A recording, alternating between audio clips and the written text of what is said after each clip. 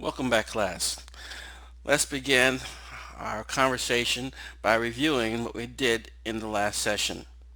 In the last session, we introduced Chapter 14 on psychological disorders.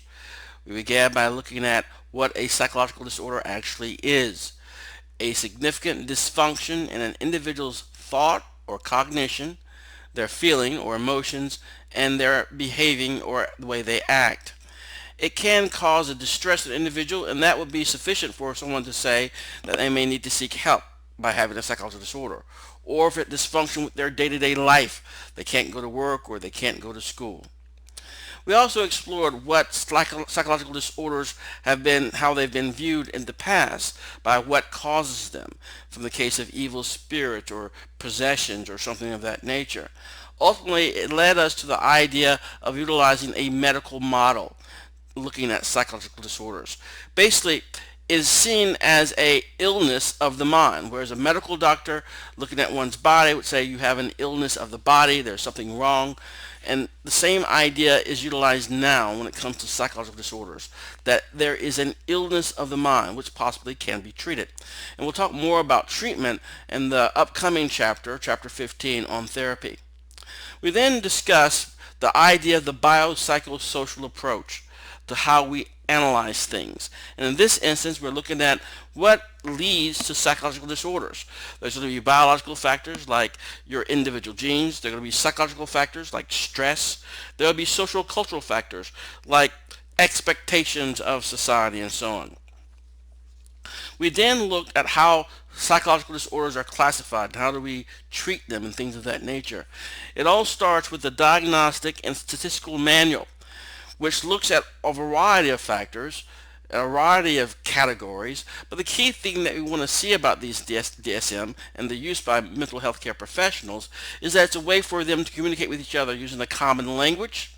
It's a way to also look and observe what types of research are being conducted and the findings of those research, and also give them ideas of how to treat patients or treat them so that they may get better.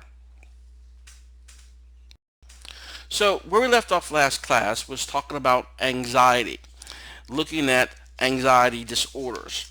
So in the last class, as we prepared to talk about it, we looked at a variety of things. We looked at generalized anxiety disorder, panic disorder, phobias, OCD, PTSD, and so on and so forth, and also looked at some of the causes of anxiety disorders, which we'll be covering. Now we're looking at GAD, or generalized anxiety disorder. Emotional cognitive symptoms include such things as worrying, having anxious feelings and thoughts about many subjects, and sometimes free-floating anxiety, which does not have any particular attachment to any particular subject. You just feel anxious, okay? And it can cause a great deal of interruption with one's concentration and focus.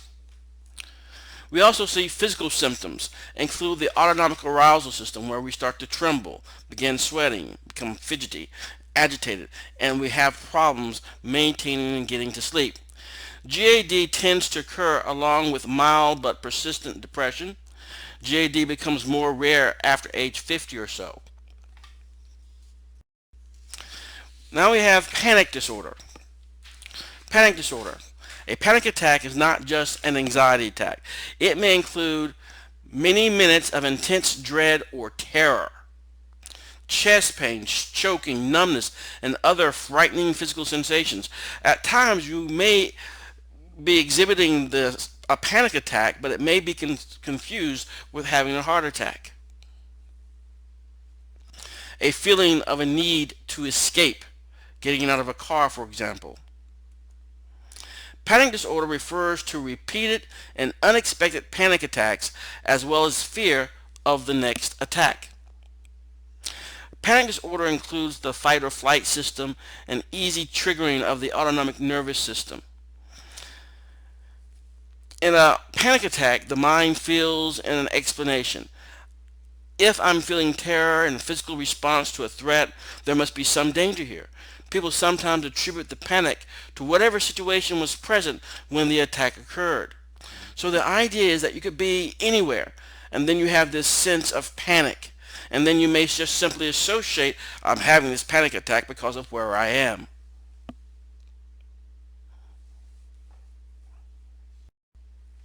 Then we have phobias or specific phobias. Is a more than just a strong fear or dislike. A specific phobia is diagnosed when there is an uncontrollable, irrational, intense desire to avoid some object or situation. Even imagining it can cause some sort of issue. Now, obviously, there are probably many reasons why we have certain phobias. Okay, some of them could be harkened back to a long, long time ago when our ancestors need to be particularly afraid of certain types of things because of potential life or death situations. So, this uncontrollable, irrational, intense desire to avoid the object or phobia. Now, phobias are experienced by quite a few people. It's probably one of the more common disorders we have, but it's probably one that we do not seek treatment for. And the reason behind that is very simple. If we have a phobia of spiders or snakes, we really go out of our way to avoid those types of things. So here are some fears and phobias. It varies more fear or phobias. What does that imply? So we see that being alone is a fear, but we do have phobias for it. So we can see how it is. There's a lot more fears out there than people have phobias. Phobias is really a fear squared or cubed. The idea is that it's usually way out of proportion to what danger is truly represented. Some of the other phobias are things like agoraphobia, is the avoidance of situations in which one will fear having a panic attack. Social phobia, an intense fear of being watched and judged by others, often showing it as a fear of possibly embarrassing public appearances and so on. So the notion is that we all have some degree of fears about things. Phobias are a little bit more extreme, but they do sort of spread the gamut that we do see a lot of different types of phobias out there that people do have. Another is OCD, obsessive compulsive disorder. So let's break it down real quickly. Let's look at each one individually here. First, we have obsession. Obsessions are intense, unwanted worries, ideas, and images that repeatedly pop up in the mind. You just can't stop thinking about something. It keeps popping up, up, up, up. It's always there. Then we have a compulsion. A compulsion is a repeatedly strong feeling of a needing to carry out an action, even though it doesn't feel like it makes sense. Obsession, compulsion. When is it a disorder? Well, what is a disorder? When it causes distress. When you are deeply frustrated with not being able to control the behaviors. Or causes a dysfunction. When the time and mental energy spent on these thoughts and behaviors interfere with everyday life. One of the common OCDs that you normally see portrayed on TV and in the movies is going to be washing hands. That's like a phobia. You're obsessing over germs, for example, and then you feel compelled to wash one's hands. If that's a serious OCD, it can be somewhat disruptive and dysfunctional for your job or your employment if you wash your hands 500 times a day. Well, that would mean that you're not actively doing the job that you've been hired to do. So in that instance, we can see where an OCD can be very dysfunctional when it starts to interfere with things like that. So we need to understand too that there's a lot of common OCD types of things out there. Some of the things we do is probably not to the level of being a true disorder, but we do have certain types of tendencies that some of which you'll probably recognize. So this is the common OCD behaviors. A percentage of children and adolescents with OCD reporting these obsessions or compulsions. Here's the obsessive part. Thought or behavior. Thought. Obsessions. Repetitive thoughts concerned with dirt, germs, or toxins. That's about 40% of this population. Something terrible is happening or will happen. That's 24%. And the obsessive thoughts about symmetry, order, or exactness, about 17%. Have you ever seen somebody who has everything very squared away? Things are very at right angles, pens and pencils, their paper on the desk. That could be a sign of a slight obsession with symmetry. Things need to be exact. I remember when I was in college many, many years ago, we were about ready to go out with a friend to meet some other friends and everything, and I was in my friend's apartment, and I got one of his books off his shelf, and I put it back in the wrong place. He comes from the back of the apartment, walks past the bookshelf, and sort of felt, I guess, that there was something out of order. He gets the book and replaces it. Again, my friend Chris, he was very much someone who had to have symmetry, order, and exactness. And then we have the other aspect of that, not just the obsession with it, but sometimes the compulsions can demonstrate some of the things that you may be obsessed with. Compulsions are these repetitive behaviors. Excessive hand washing, bathing, toothbrushing, that's 85% in this population here. Repeating rituals in and out of a door, up or down from a chair, or turning lights in or off at a certain level, 51% of this population. And then checking doors, locks, and appliances, or car brakes, or homework, 46%. So obviously, if you check your homework over again, that's great. But what if you check it again the fourth or fifth time? That may show a little bit of a compulsion for that particular behavior. So a common pattern of rechecking, although you know you've already made sure the door is locked, you feel you must check it again and again. For example, you get up in the middle of the night, you check to see if the doors are locked around the house. You do it again, you do the same thing. So there are certain types of behaviors that we do tend to see are maybe have some obsession or compulsion related to. Then we have something that's very common in our particular area, post-traumatic stress disorder, PTSD. So we need to understand that PTSD is not something that is for people who are simply just in the military or law enforcement. Anybody can suffer from PTSD. All it requires is a traumatic event that someone is involved in. Even a car wreck can cause PTSD disorders. All right, about 10 to 35% of people who experience trauma not only have burned in memories, but also for weeks to a lifetime of the following: repeated intrusive recall of those memories, nightmares and other re-experiencing, social withdrawal or phobic avoidance, jumpy anxiety or hypervigilance, and insomnia or sleep problems. So, which people develop PTSD? Those with sensitive emotion processing limbic system, they're more likely to develop it because they're already sort of set to be sort of like hardwired to do so. Those who are asked to relive their trauma as they report it, and those previously traumatized before. So again, just to reemphasize, overwhelming trauma happens to people in all walks of life. It doesn't just mean somebody who puts themselves in harm's way. You could be walking down the street, minding your own business, and you can wind up in some sort of traumatic event. That trauma can be the start of a PTSD episode that may last for up to 4 weeks, as we stated, or be something you have to deal with for a lifetime. So understanding anxiety disorders. We have a few explanations from different perspectives. First, we have genes predispose us to some fears. We have classical conditioning, overgeneralizing a conditioned response. Operant conditioning, rewarding avoidance. The brain, where we have active anxiety pathways. Cognitive appraisal, uncertainty is danger. We just don't know. And natural selection, surviving by avoiding danger.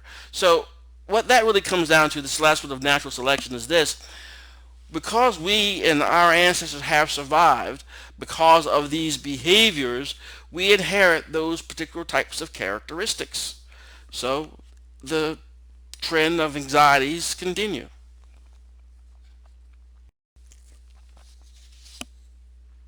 So let's look at classical and operant conditioning and anxiety as they relate to anxiety now.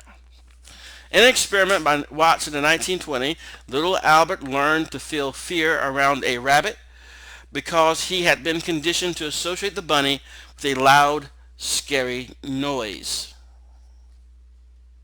Sometimes such a conditioned response becomes overgeneralized.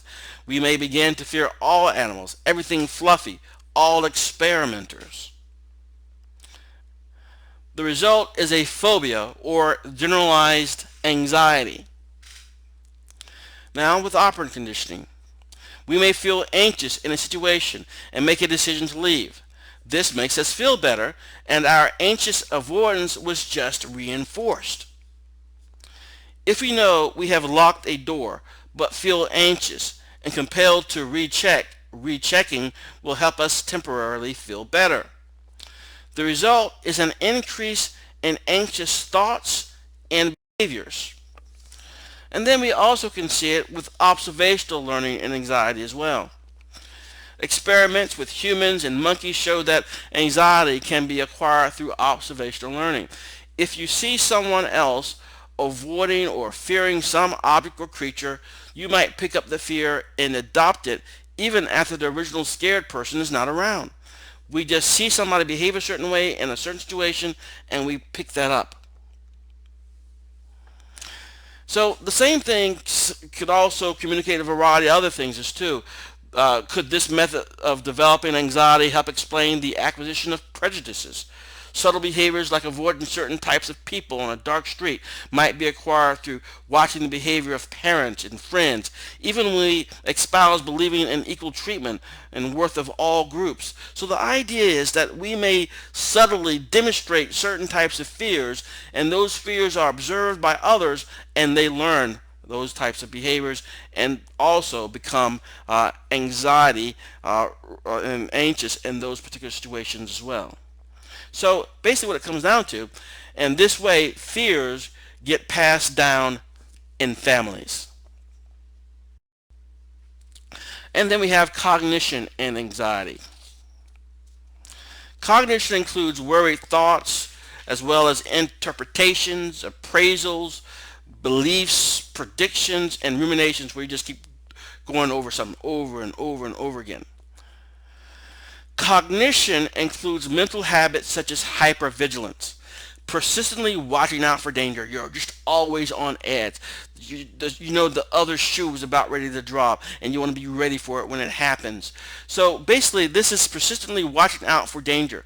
This is one of the things that accompanies anxiety and PTSD, this sense of hypervigilance. Even though we didn't cover it this semester, but when you have hypervigilance and you're always on edge and you're always watching out, you're in red alert, one of the issues is this: you can't maintain that level of hypervigilance for that long.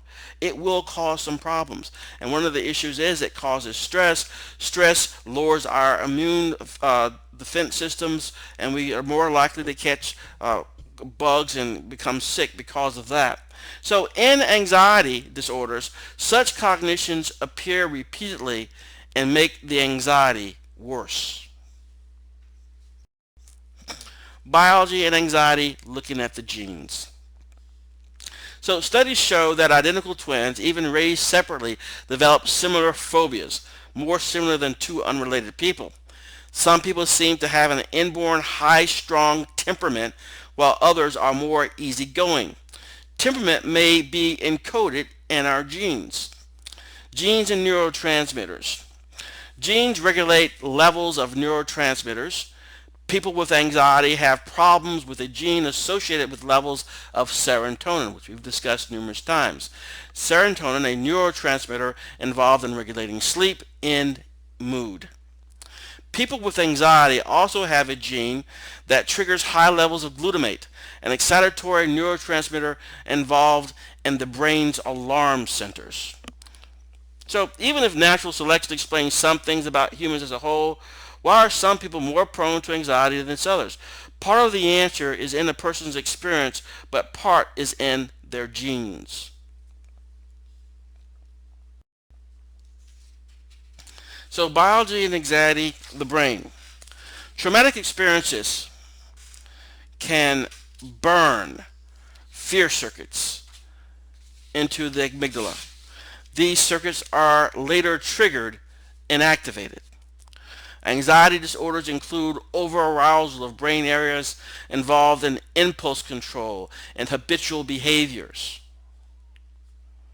The OCD brain shows extra activity in this area, the ACC, which monitors our actions and checks for errors. The ACC is the anterior cingulate gyrus.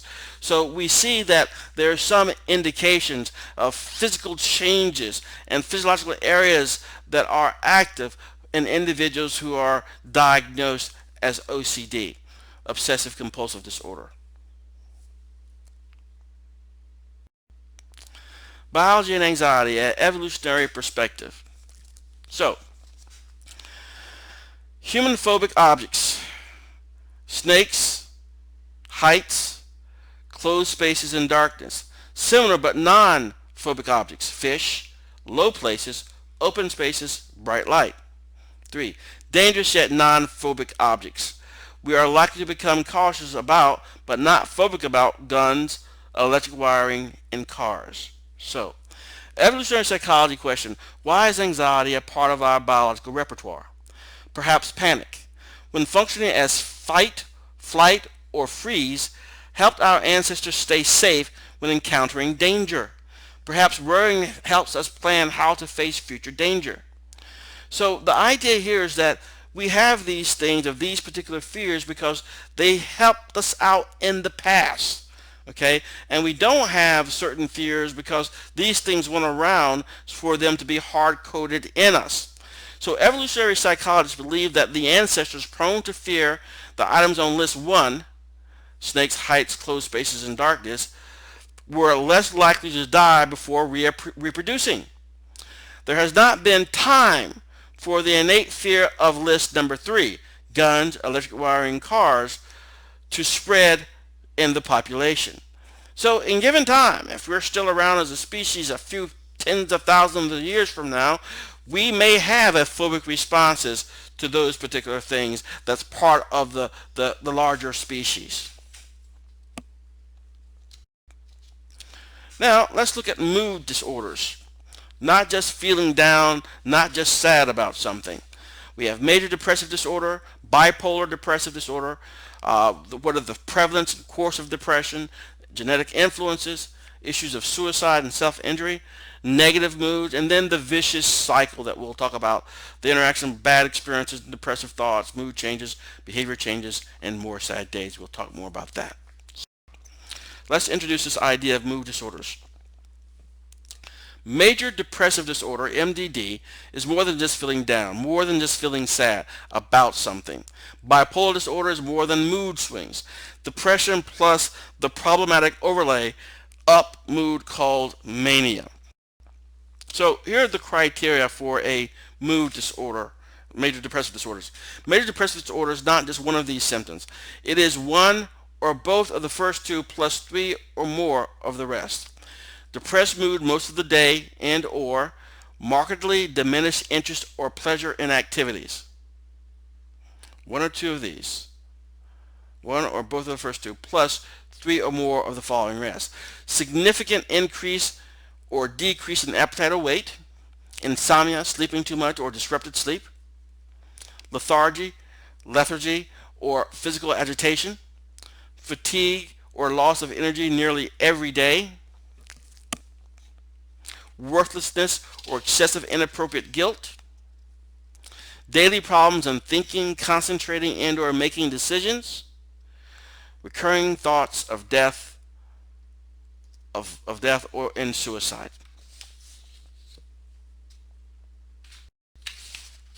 So we also have seasonal affective disorder. Okay, and seasonal affective disorder is more than simply disliking winter. Seasonal affective disorder involves a recurring seasonal pattern of depression, usually during winter's short, dark, cold days. Survey, have you cried today? Result, more people answer yes in the winter. So this really just shows and demonstrates that we tend to get a little bit down when we are more often in the dark than not. So when the winter arrives and we have darker days, we tend to see people become a little bit depressed. For some people, it's much more impactful than others, where they will have to seek some sort of help. Sometimes people who have seasonal affective disorder, they may use light bulbs that mimic the sun, so that it will help sort of treat those particular issues that may have. Then there's bipolar disorder. Bipolar disorder was once called manic depressive disorder. Bipolar disorder's two polar opposite moods are depression and mania. Mania refers to a period of hyper elevated mood that is euphoric, giddy, easily irritated, hyperactive, impulsive, overly optimistic, and even grandiose. It's just a great feeling. So when we have a depressed mood, the stuck feeling down with exaggerated pessimism, social withdrawal, lack of felt pleasure and activity. You're probably familiar with some of this. Mania, exaggerated optimism, hypersociality and sexuality, delight in everything. So the idea is that we go to these patterns of extraordinary happiness in a sense, and then extraordinary depression, this sort of roller coaster that happens. So a typical pattern is 3 to 7 weeks of depression, followed by 3 to 7 weeks or days of mania. People enjoying their mania often forget or deny that the manic phase leads back to depression. Like depression, this euphoria is self-sustaining in mania.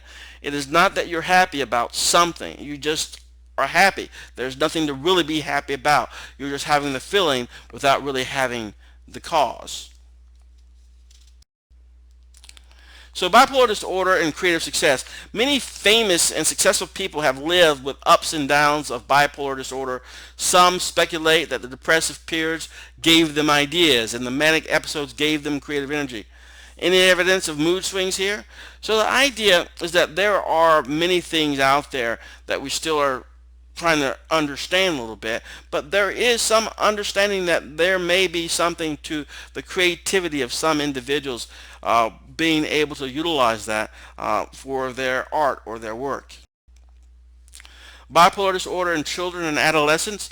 Does bipolar disorder show up before adulthood, even before puberty? Many young people have cycles of depression to extend rage rather than mania. The DSM-5 may have a new diagnosis for some of these kids, disruptive mood dysregulation disorder, for example, but people are very cautious about putting certain types of labels on young kids. Many have questioned whether children and adolescents who have swings in mood have bipolar disorder or something else. In 2013 edition of the DSM-5 may have new diagnosis again, this disruptive mood dysregulation disorder. This awkward diagnosis has gone through a few name changes, but again, it is somewhat of a controversial thing trying to figure out what it is that we will label these children with, and they are somewhat reluctant to do so at times. So understanding mood disorders. Women starting in adolescence appear to ruminate more and have deeper sadness than men, encounter more stressors, and report their depression more readily. So we can see from this graph across the world, select nations, percentage of adults experiencing major depression in previous 12 months. Around the world, women tend to be more susceptible to depression.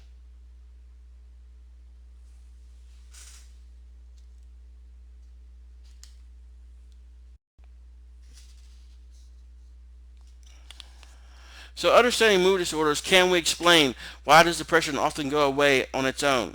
The course development of reactive depression oftentimes heals a mood disorder, especially when the mood issue is in reaction to a stressful event. However, a significant portion of people with major depressive disorder do not automatically or easily get better with time.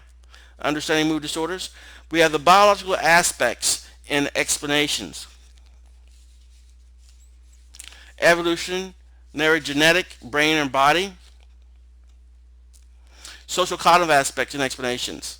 Negative thoughts and negative mood, explanatory style, or the vicious cycle. The evolutionary perspective on biology of depression. Depression in its milder, non-disordered form may have had survival value. Under stress, depression is social, emotional hibernation and allows humans to conserve energy, avoid conflicts and other risks, and let go of unattainable goals. Take the time to contemplate. We'll stop there and pick up on this when we get back.